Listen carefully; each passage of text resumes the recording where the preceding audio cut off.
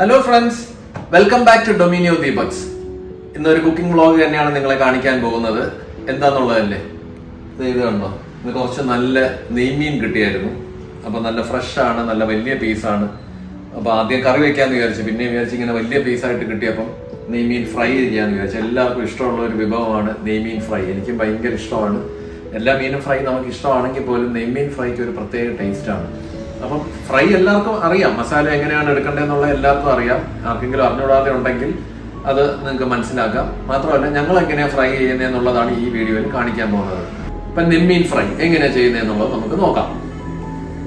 അപ്പോൾ ഞാനിപ്പോൾ എടുത്തേക്കുന്നത് ഒരു 3 കൊച്ചുള്ളി, ഒരു 4 ചെറിയ, തീരെ ചെറുതല്ല, ഒരു വെളുത്തുള്ളി ആവശ്യത്തിനിടാം. പിന്നെ ഇത്ര കുറച്ച് ഇഞ്ചി. ഇത് മിക്സിയിൽ അരച്ചെടുക്കണം അല്ലേ? മിക്സിയിൽ അരക്കണം. അതിന്റെ കൂടെ കുറച്ച് കറിവേപ്പില. ഇത് ആക്ച്വലി ശരിക്കും പറഞ്ഞാൽ മീൻ എത്ര ഉണ്ടായിരുന്നു വെയിറ്റ്? ഒരു 1/2 കിലോ വരും.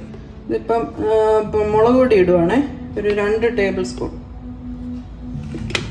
ഒരു 1/2 ടേബിൾ സ്പൂൺ മല്ലിപ്പൊടി, ഒരു 1/4 ടീസ്പൂൺ മഞ്ഞൾപ്പൊടി, 1/4 ടീസ്പൂൺ മഞ്ഞൾപ്പൊടി, പിന്നെ 1 ടീസ്പൂൺ കുരുമുളക്, 1-1.5 ഇടാം. കുരുമുളകാണ് ഇതിനകത്ത് ഫ്രണ്ടിൽ വരണ്ടേ അല്ലേ, എരിവ് കൊണ്ടുവരുന്നത്, ആ ഫ്ലേവറും. 1 ടീസ്പൂൺ പെരിഞ്ജീരകം കൂടെ ഇടാറുണ്ട്, കൂടുതലായി പോരുത്. അത് കൂടെ അതിനകത്തോട്ട് അതും അരക്കുകയാണല്ലേ? ആവശ്യത്തിന് ഉപ്പ്,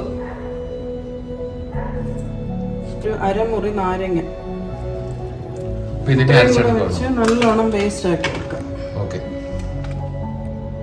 ഇപ്പൊ നല്ലോണം ഒന്ന് അരഞ്ഞു കഴിഞ്ഞ്, ഇത് പക്ഷെ പേസ്റ്റ് ആയിട്ടില്ല. അപ്പൊ നമുക്ക് കുറച്ച് വെള്ളം കൂടെ അതിലോട്ട് കുറച്ച് നോക്കി ഒഴിക്കണം, അല്ലെങ്കിൽ പിന്നെ ഒഴിച്ചാലും മതി. തൽക്കാലം കുറച്ച് വെള്ളം ഒഴിച്ചിട്ട് ഒന്നുകൂടെ ഒന്ന് മിക്സ് ചെയ്യാം. മിക്സിയിലിട്ടൊന്ന് അടിച്ചെടുക്കാം. ഇപ്പൊ മിക്സിയിൽ അടിച്ച പേസ്റ്റ് ഇതിനകത്തോട്ട് വെച്ചിട്ടുണ്ട്. ഇനി ഇതിനകത്തോട്ട് കുറച്ച് വെളിച്ചെണ്ണ ഇട്ട് നല്ലോണം ഒന്ന് മിക്സ് ചെയ്യുക. ഈ സമയത്ത് വേണം ഇതിന്റെ ഉപ്പ് നോക്കാൻ. അതിനകത്ത് കുറച്ച് വെള്ളം കൂടെ ഒഴിക്കാം.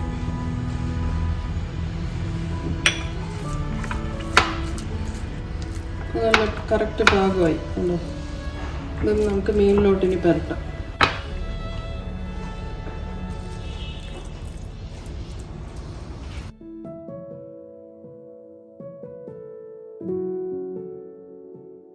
ഇനി ഒരു അരമണിക്കൂർ ഇതിനെ മാരിനേറ്റ് ചെയ്ത് വെച്ചേക്കാം. അത് കഴിഞ്ഞ് നമുക്ക് എണ്ണയിൽ പൊരിച്ചെടുക്കാം.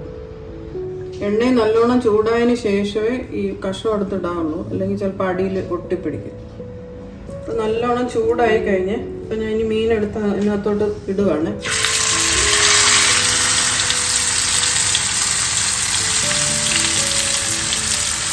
അത് കുറച്ച് കറിവേപ്പിലയുണ്ട്. ഫ്രൈ ആയിക്കൊണ്ടിരിക്കുകയാണ്. ഏറ്റവും ചെറിയ തീയിൽ വേണം കേട്ടോ, ഇത് പതുക്കെ വേണം വേവാൻ. നമ്മൾ തീ കൂട്ടി വെച്ചാൽ പെട്ടെന്നൊന്ന് കരിഞ്ഞു പോകത്തേ ഉള്ളൂ. ഇനി നമുക്കിത് പതുക്കെ ഒന്ന് തിരിച്ചിടാം.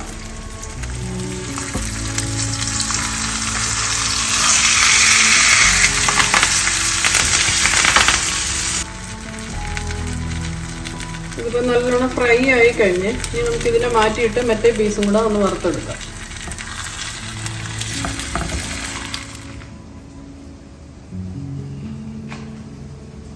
ഇപ്പം നമ്മുടെ നെമ്മീൻ റെഡി ആയി കഴിഞ്ഞു, ഫ്രൈ റെഡി ആയി കഴിഞ്ഞു.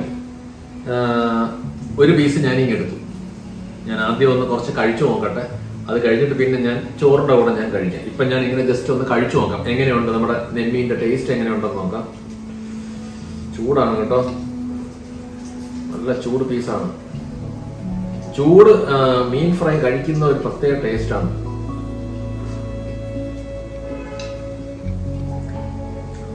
കിട്ടില്ല കേട്ടോ, സൂപ്പർ. നല്ല ഫ്രഷ് മീനാണ്, അതുകൊണ്ട് തന്നെ മസാലയൊക്കെ നല്ല പിടിച്ചിറങ്ങിയിട്ടുണ്ട്.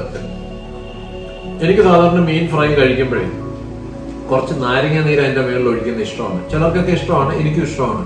നമ്മൾ ഓൾറെഡി ഇതിനകത്ത് നാരങ്ങ നീര് ഇതിന്റെ മസാലയിൽ ഒഴിച്ചിട്ടുണ്ട്. എന്നാലും കുറച്ച് നാരങ്ങ നീരും കൂടെയൊക്കെ ഒഴിച്ച് തക്കാളി സാലഡൊക്കെ ഒന്ന് അതിന്റെ കൂടെ ഒരു കടിയൊക്കെ അടിച്ച് എന്നിട്ട് ആ മീനൊന്ന് കഴിച്ചു നോക്കണം.